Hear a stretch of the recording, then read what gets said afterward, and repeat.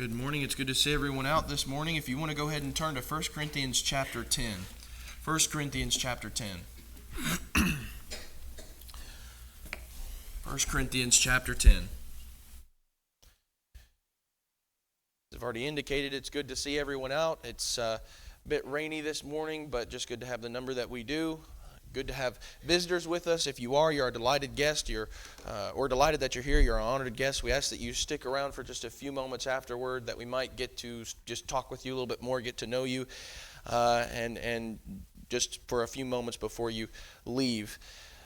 For those that are usually here, it's just good to be able to worship God together, study His Word, and hopefully for the next few moments we'll be able to gain something more as we continue to study God's Word and see what He has for us to learn.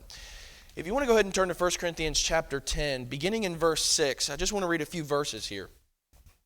It says, "Now these things happened as examples for us, so that we would not crave evil things, as they also craved."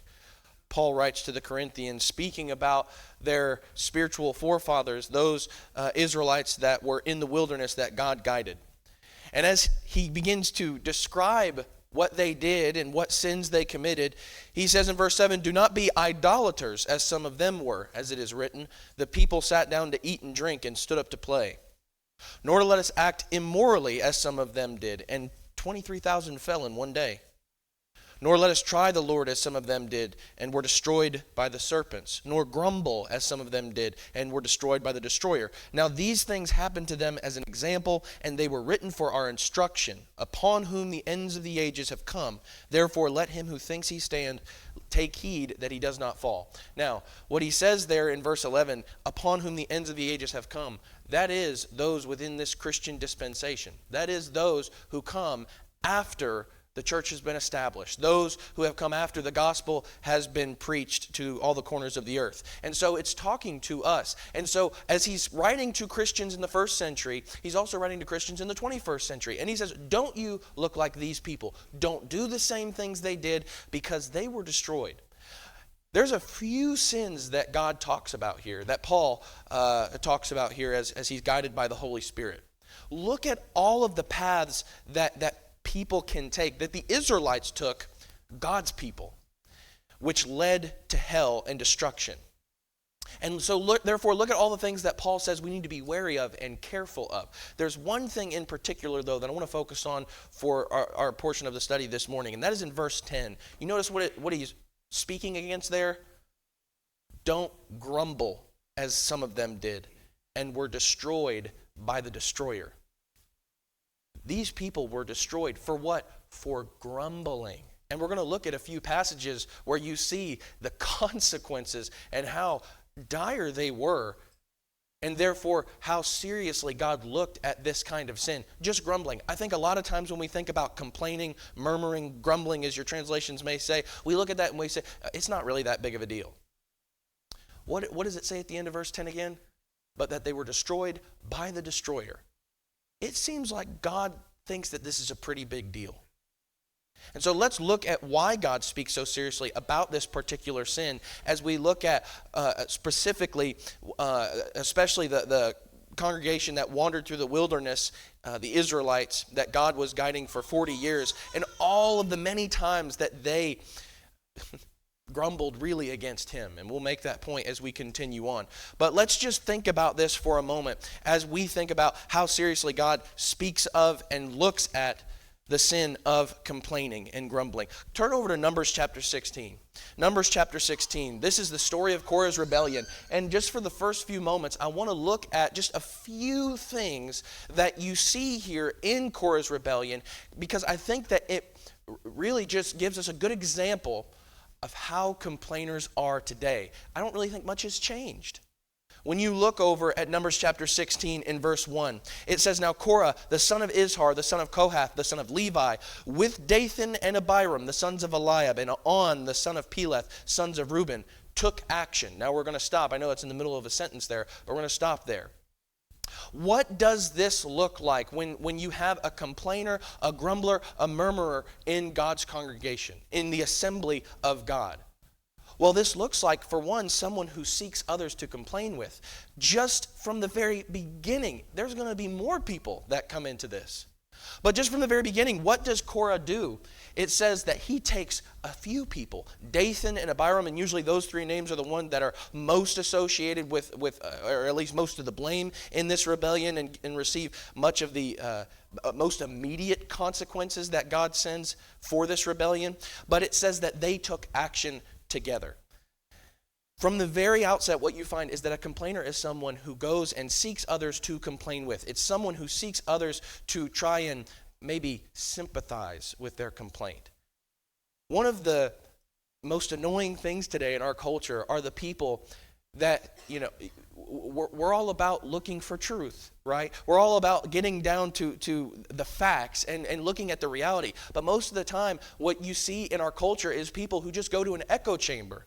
And what I mean by that is they go to a group of people that they know are going to agree with them.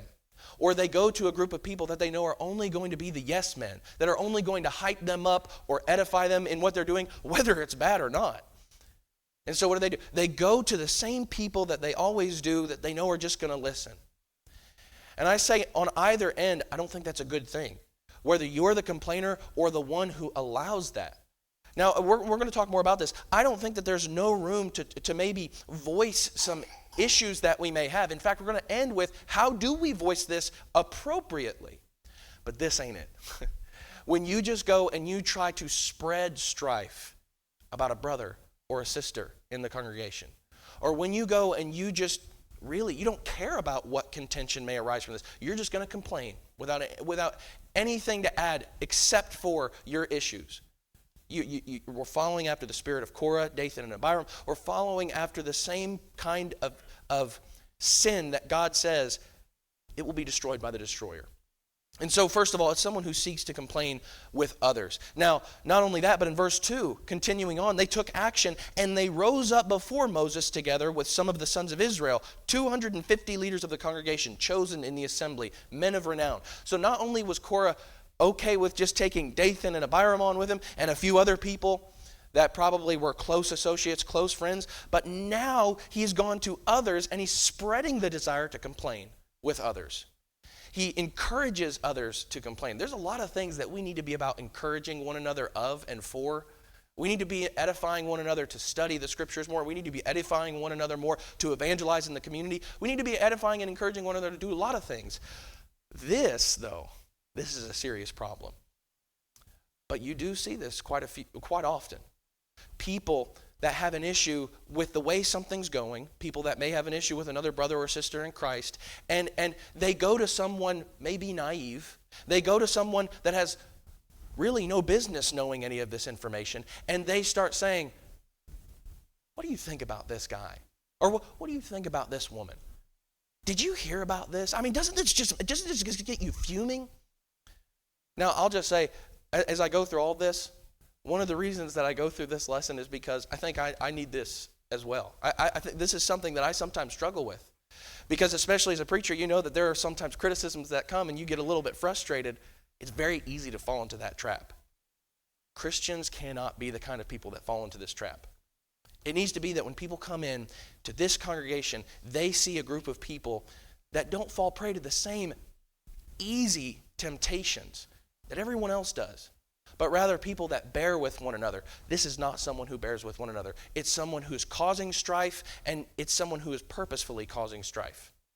They're trying to bring others in and trying to make others think, wow, this is something that we need to cause an issue about. This is something that we need to be stirred up about. I think that you may see something like this in Acts, when you have the Hellenistic Jews that began a complaint because some of the people were being overlooked at the very beginnings of the church there in Acts chapter 6. I don't think necessarily that they went as far as Korah, but I do think the fact that you have this idea of grumbling amidst the assembly, that's a problem. There is a way to deal with these things if we have a legitimate issue rightly, but this is not it. To encourage the same complaint in others when they have no business knowing about that.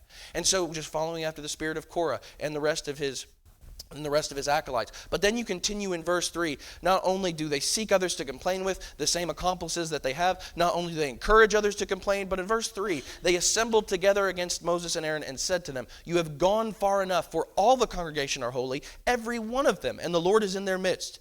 So why do you exalt yourselves above the assembly of the Lord? So what do? They finally announce this complaint, bring it forward to everyone's attention with really no solution.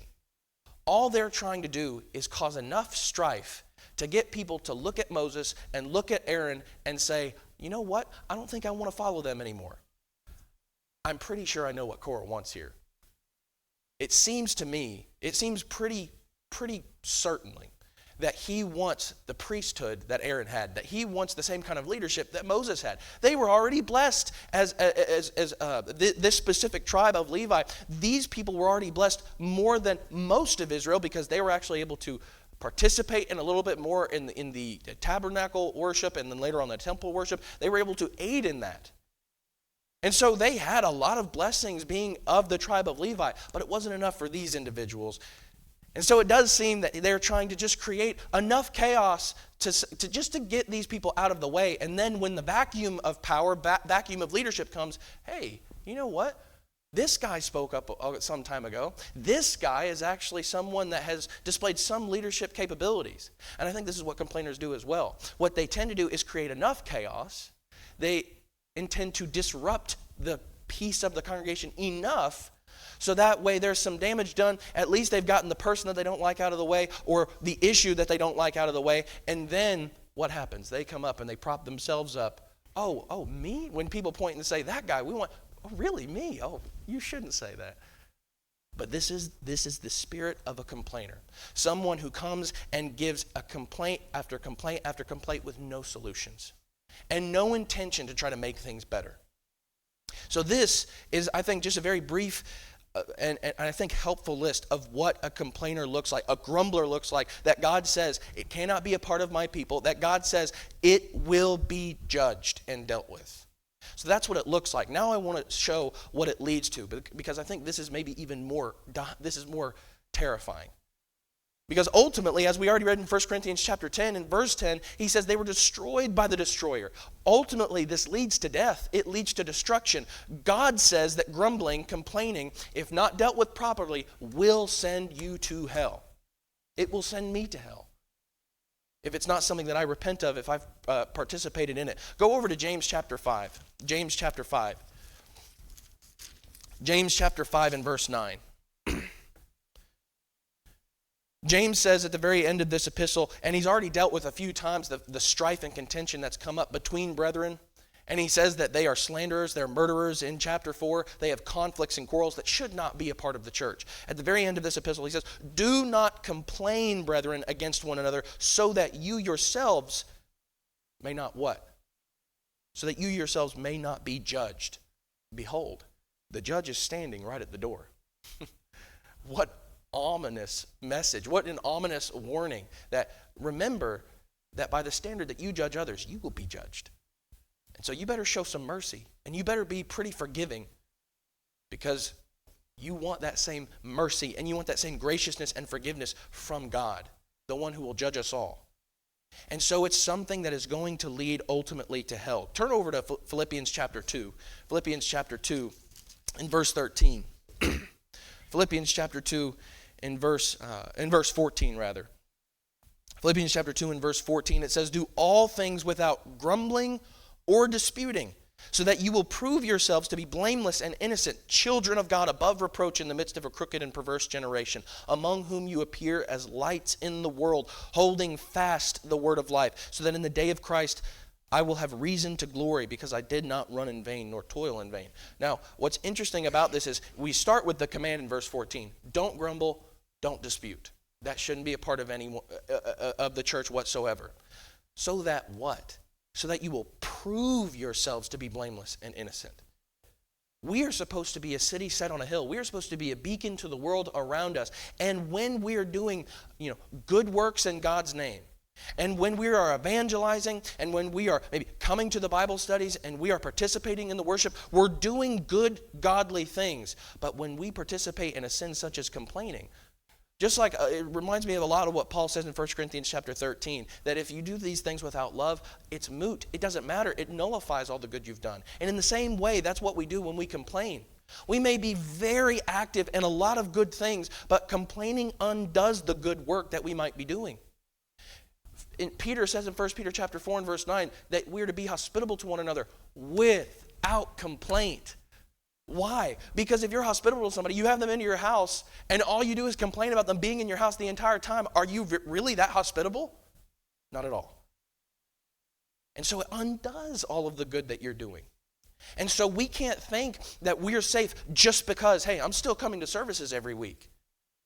Are you a complainer? Is that what you spend your time doing at the services? Is that what you spend your time doing as you mingle before or after services? You're undoing a lot of the good. And we're going to see just how much we may be undoing and what damage we may be doing in just a moment. But not only that, does it lead to hell, but it really, ultimately what we're doing is complaining about God. Go back to Exodus chapter 17. I said that we were going to look at a few passages of how Israel did this several times as they were following God. And the pillar of fire by night and the pillar of cloud by day. Exodus chapter 17, in a story where God... And what's interesting is every time you see this word come up, almost every time, it's in a story where God is already providing for them, and then he's going to provide for them a little bit more graciously. So in verse 1 of chapter 17, it says, "Then all the congregation of the sons of Israel journeyed by stages from the wilderness of Sin, according to the command of the Lord, and camped at Rephidim, and there was no water for the people to drink. Therefore, the people prayed." No, it doesn't say that. It says the people quarreled with Moses and said, "Give us water that we may drink." And Moses said to them, "Why do you quarrel with me? Why do you test the Lord?" But the people thirsted there for water, and they grumbled against Moses and said, "Why now have you brought us up from Egypt to kill us and our children and our livestock with thirst?" Now again, I think that there was a way that they could have handled this. I think that this was legitimate thirst.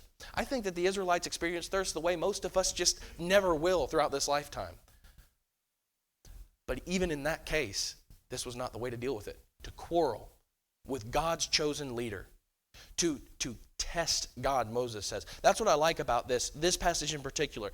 Moses makes clear that though you're coming to me and you're naming me as the issue, you're not really testing me, you're testing God.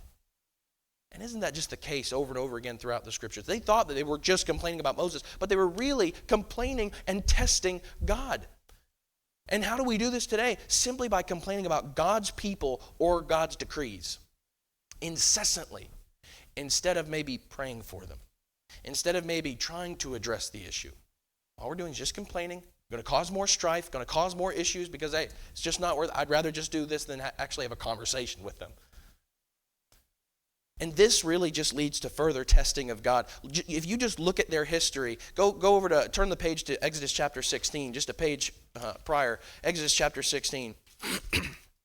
When you look at Israel's history, it seems that this complaining and their grumbling only progresses. It only increases as they go throughout their journeys from Egypt, while being led by God, while having this beautiful relationship with God. One of the first moments is Exodus chapter 16 and verse 1. It says, "Then they set out from Elim, and all the congregation of the sons of Israel came to the wilderness of Sin, which is between Elim and Sinai, on the 15th day of the second month after their departure from the land of Egypt." So it's really not been that long since they left Egypt. "The whole congregation of the sons of Israel grumbled against Moses and Aaron in the wilderness. The sons of Israel said to them, 'Would that we had died by the Lord's hand in the land of Egypt, when we sat by the pots of meat, when we ate bread to the full. For you have brought us out into this wilderness to kill this whole assembly with hunger.'" So there's two instances where they are grumbling, and specifically when they have such a beautiful relationship with God, unlike any other nation in the world at this point. And so from the very outset, what does this display? It displays immediately ungratefulness. It displays a lack of contentment that's supposed to come with a relationship with God. They did not have it. All they had was a grumbling heart. And it shows because they continue to complain about even the blessings that they had. It was a beautiful thing to be delivered from bondage. It was a beautiful thing to be delivered from the persecution, the literal persecution of the Egyptian nation. And what are they doing? Oh, would rather be dead than experience this liberation. What morons. What fools. That's what they are. But it's the same spirit that we follow when we complain, just like Israel and Korah. Go over to Numbers chapter 11. We already looked at Exodus 17, but Numbers chapter 11. Numbers chapter 11. beginning in verse 1, and really just verse 1. Numbers chapter 11 in verse 1. Once again, they are thirsting and hungering. And it says, the people became like those who complain of adversity in the hearing of the Lord. And when the Lord heard it, his anger was kindled, and the fire of the Lord burned among them and consumed some of the outskirts of the camp. Now, before we get to the consequences, I would just like to say at the very beginning, I like the way the New American Standard puts this. The people, Israel, became like those who complain of adversity. Now, again, I think they experienced real thirst and real hunger. But if you have a relationship with God, should you ever sound like the kind of people that are constantly complaining about adversity? We have a big group of people that do that today in our country. I mean, I think it's just mainly the people that don't have God. Unfortunately, you have a few people that are supposed to have God in their lives that still act like that. But you have myriads of people constantly complaining about the adversity in their life and the injustices in their life and the injustices surrounding them. And God's people became like that? Shame. But look specifically at the consequences that come from that kind of mindset and from that kind of character that they had developed. In this instance, it seems like because it increases and it progresses and they never truly learn their lesson, that the consequences seem to start increasing as well. At this point, there's not even a warning. It's just there's immediate judgment. Because they did what they should not have done, and I think some people look at stories like this and say, why didn't God give them a warning? Are you kidding? Exodus 16, Exodus chapter 17, and all the time that's passed since then, he's given them a lot of warning. They should have known better. And so this judgment is completely fair, and it's completely just. And so he judges them immediately, but not totally, and so you still see some mercy. But the consequences increase as the grumbling does. Over in Numbers chapter 14, just another page over. Numbers chapter 14, beginning in verse 1, it says, all the congregation of Israel lifted up their voices and cried, and the people wept that night. All the sons of Israel grumbled against Moses and Aaron, and the whole congregation said to them, would that we had died in the land of Egypt, or would that we had died in this wilderness. Why is the Lord bringing us into this land to fall by the sword? Our wives and our little ones will become plunder. Would it not be better for us to return to Egypt? So they said to one another, let us appoint a leader and return to Egypt. You might be able to sympathize with Israel at the beginning when they said, would that we have just died in this wilderness. It's kind of like what Elijah was talking about as we looked at last week. But here, it's not just would that we had died in the wilderness. Now they're saying, I would rather have Egypt than him. And I tell you what, I think that we do this more often than we realize. I would rather go back to that life than what I have with him right now. How? We complain, and we grumble, and we murmur. And what were the consequences? The people of Israel will wander in the wilderness till this generation dies out. The next generation will inherit the land. But even further than that, look at verse 36 of the same chapter. Verse 36 of Numbers chapter 14. It says, as for the men whom Moses sent to spy out the land and who returned and made all the congregation grumble against him by bringing out a bad report concerning the land, even those men who brought out the very bad report of the land died by a plague before the Lord. But Joshua, the son of Nun, and Caleb, the son of Jephunneh, remained alive out of those men who went out to spy the land because they brought back a good report. They were faithful to God. What's interesting about this is there was immediate, there's the judgment that they say the people are going to die out. This generation's not going to be able to inherit the promised land. But these men are done. And why? Because they're the ones that caused it. And there should be a great warning there in the ones that cause others to complain, which we'll talk about more in just a moment. But when we complain, I tell you, when it's about one thing, I think it only encourages us to go further the next time, just like you see with Israel's example here. And you hear this frequently in our relationships. You have a husband and a wife who maybe don't have the experience that they should, or they don't have the tools that they should, and you hear how they talk to each other sometimes when they get into arguments, and maybe one says to the other, maybe you should just shut up. That's bad enough. But I tell you, when you say just something like that just once, it tends to get worse and more severe the next time. Because what have you done? You've really just kind of hardened your heart to the utter shamefulness of saying something like that. Now it's just, you should just shut up. Next time it's probably going to be something like, I hate it when you speak. It progresses naturally. Or they say, you act just like your no good father when you do this. It ultimately goes from that to, you're just as stupid and useless as your whole family. It started out terribly. It just gets worse. Or you have a Christian who speaks about their brother or their sister. They say, he is such an idiot. You know where that ultimately leads? I promise you, if you keep doing that, it leads to, I hate him. I despise him, and I wish that I never had to see him again. That's where it goes. Look at Israel. Or we say, I wish we didn't have to go to this potluck tonight, to, I hate these people. I can't stand them. That, we think it's such a small thing when we say, I really don't want to see these people today. It will get worse. Don't speak that kind of foolishness. Don't speak that kind of malice. It should never come out of our mouths. Because this is what happens. It gets worse over time. And I'll tell you, the reason that we need to be so cautious about that, all of this is necessary to understand, but one of the main reasons is because it is a damaging and deadly influence. Going back to Numbers chapter 16, look at what Korah and Dathan and Abiram, look at what they started. After something that had never occurred before, a judgment that had never occurred before, occurred on them, the earth swallowed them up and closed after them. There was victory. There was success. Those people were judged by God, and therefore everything should go smoothly from here on out. But the very next day, in verse 41 of Numbers chapter 16, it says, all the congregation of the sons of Israel grumbled against Moses and Aaron. Why? They said, you are the ones who have caused the death of the Lord's people. Look at what just a tiny little influence like Korah, Dathan, and Abiram, even when witnessing their end, look at how corrosive and infectious that kind of attitude is. And what did we say it led to? It leads to death. But when people around us see that, when they hear these little complaints, look, that was a little complaint in comparison to the whole congregation, but it led to the whole assembly sinning against God, and it caused a plague against them. And this effect, I think, is more indirect and subtle than we realize. You know, one of the best examples I've ever heard when it comes to this? A family is riding home and they're talking about the lesson, or they're talking about the Bible classes, and what you have is the children in the back hearing their parents just constantly berating and belittling the brethren that they're surrounded by. And what happens over time? The children keep hearing that, they keep hearing that, they keep hearing that, and then they treat that person that they've been hearing that about the same way that their parents talk about them. Their parents may never have treated that person in that way. Their kids will. Why?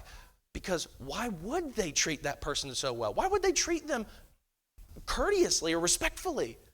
All they've ever heard is the people they trust most, their parents, hating on them.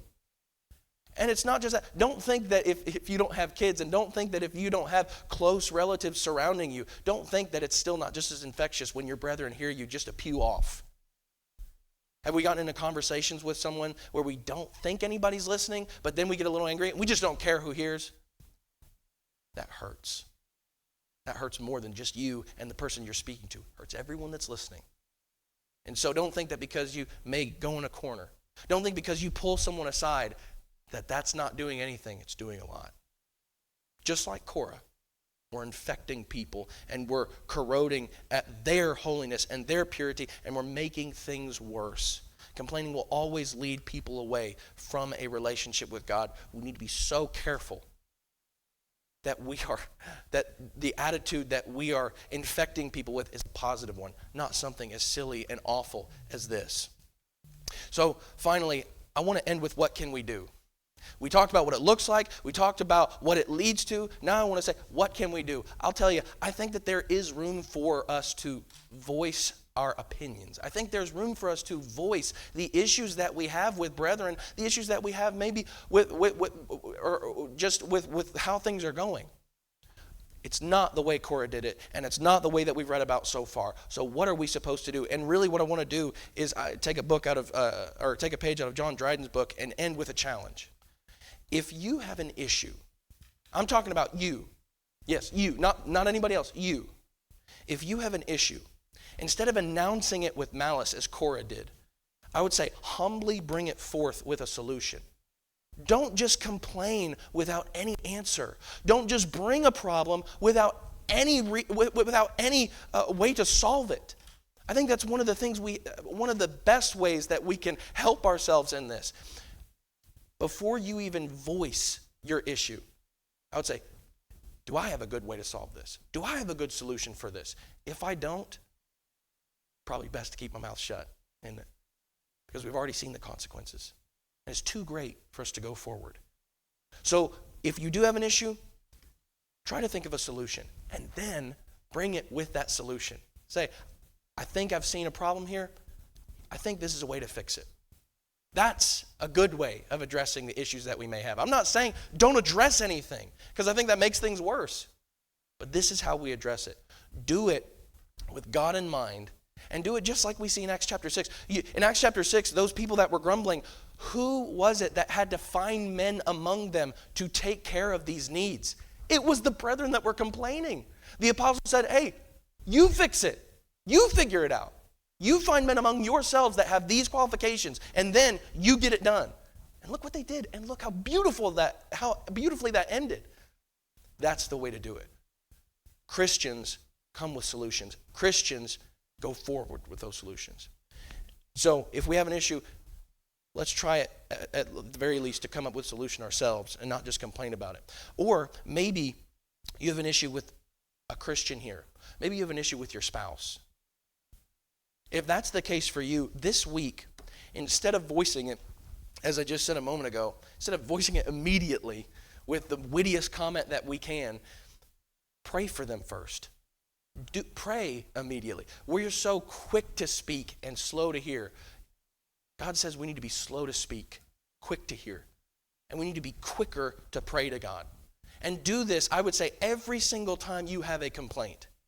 I mean it. Every single time you think in your mind this week, for the next 7 days, every single day, think, okay, I'm not going to go forward with that complaint. I'm going to get down on my knees and I'm going to pray to God. Or I'm just going to do a Nehemiah prayer. I'm going to say a quick prayer.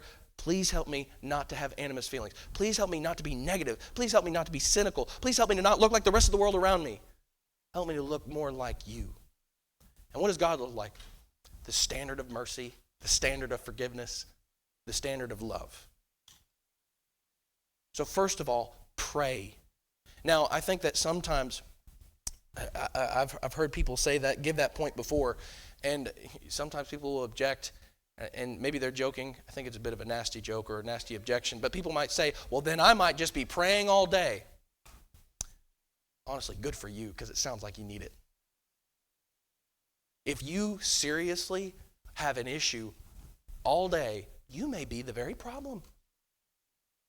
So every single time for the next week you have an issue with someone, with a Christian, with your spouse, think in these terms. I'm going to go to God in prayer. I'm going to pray for them, and I'm going to pray for me. That's what I'm going to do first. Another challenge. This week, if you have an issue, again, with a Christian or a spouse, instead of insulting them, instead of going to them and saying, I'm going to tell you what's what. I'm going to fix you right here and right now. I'm going to give you an attitude adjustment. Oh, I'm going to exhort you.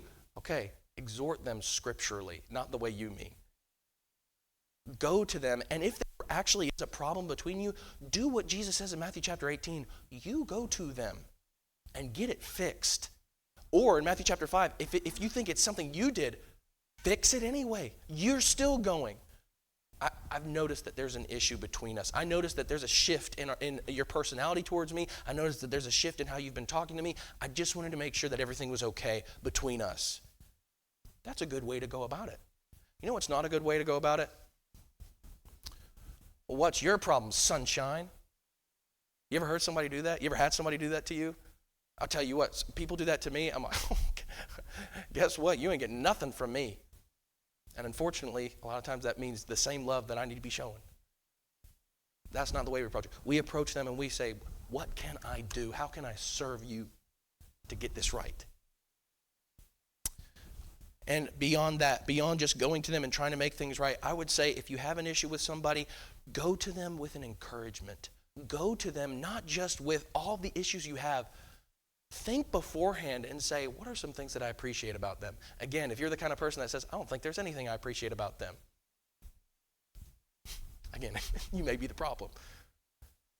But think, what are some things that I love seeing them do every Sunday, every Wednesday? What are some things that I appreciate about them? Maybe they post a verse on Facebook every now and then. I appreciate you doing that.